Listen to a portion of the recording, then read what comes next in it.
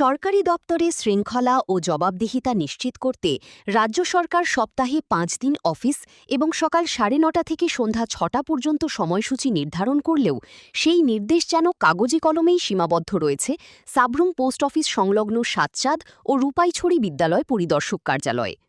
অভিযোগ, সাতচাঁদ বিদ্যালয় পরিদর্শক ইরঞ্জয় রিয়াং মাসের অধিকাংশ সময় অফিসে অনুপস্থিত থাকেন।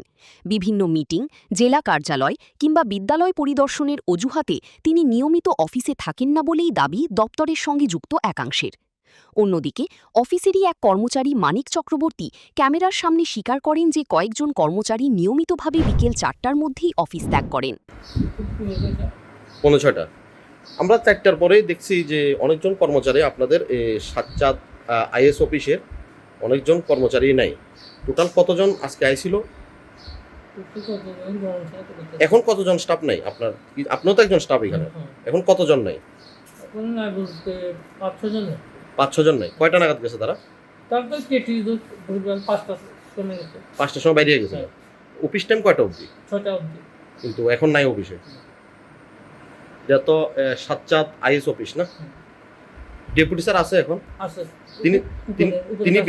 তিনি বিষয়টা জানে? জানেন না? তাই অফিসে আছে তো? আছে।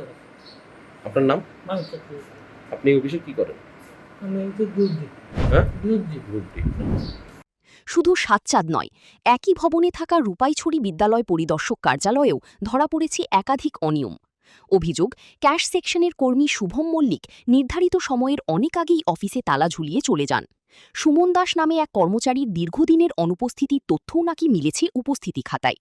এছাড়াও বিজনচন্দ্র নাথ নামে এক কর্মচারীর বিরুদ্ধে জেলা বিদ্যালয় পরিদর্শক কার্যালয়ে যাওয়ার কথা বলে অফিস থেকে বেরিয়ে যাওয়ার অভিযোগ উঠেছে। তবে সংশ্লিষ্ট জেলা কার্যালয় সূত্রে জানা যায় সেদিন তিনি সেখানে উপস্থিত হননি। রূপাইছড়ির ডেপুটি বিদ্যালয় পরিদর্শক নন্দলাল দাসও ক্যামেরার সামনে স্বীকার করেছেন যে কিছু কর্মচারীর অফিসে আসা যাওয়ার ক্ষেত্রে নিয়মিততার অভাব রয়েছে। এখন প্রশ্ন উঠছে, শিক্ষা দপ্তর কি এই অভিযোগগুলি নিরপেক্ষ তদন্ত করবে? তদন্ত হলে কি সামনে আসবে আরও বড় অনিয়মের চিত্র? সেই উত্তর খুঁজছে সাধারণ মানুষ এবং শিক্ষামহল। ব্যুরো রিপোর্ট, নিউজ নাও।